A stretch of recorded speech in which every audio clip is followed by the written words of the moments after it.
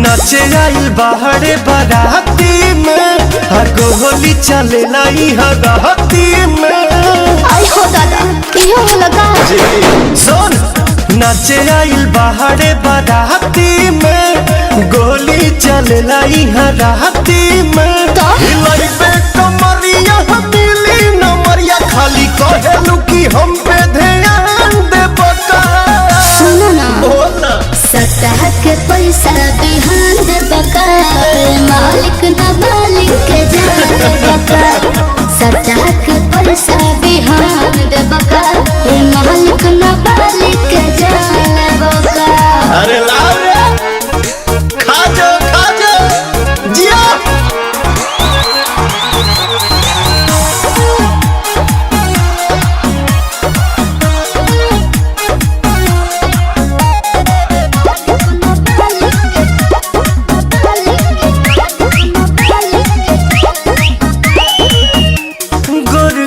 बदनिया का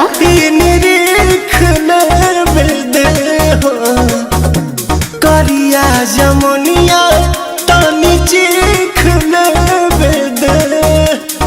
खा के नहीं खाई का हो थोड़ा का लागता बोल। खाली ठेके बड़ की हो लेके बगली में कड़ की हो।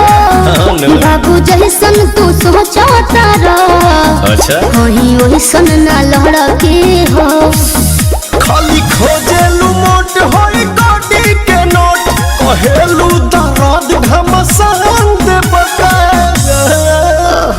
सतह के पैसा बिहान दे बका मालिक न मालिक के जान बका।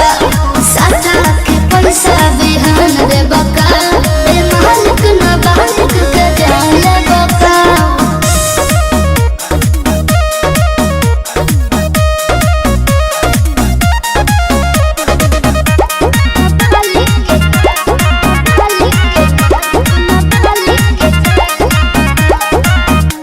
तोर मुस्कान चल बोली बात रे हरस के रासा गुल गोली बात रे।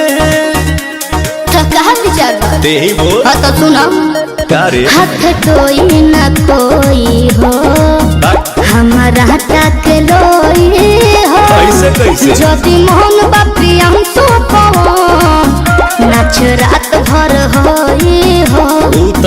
निकी बिकी दीपक बट तोहरा लाभत खुलल चोली के कहेलू बांध दे बका। सतह के पैसा बिहान दे बका मालिक न मालिक के जान बका। सतह के पैसा बिहान दे बका मालिक न मालिक के जान बका।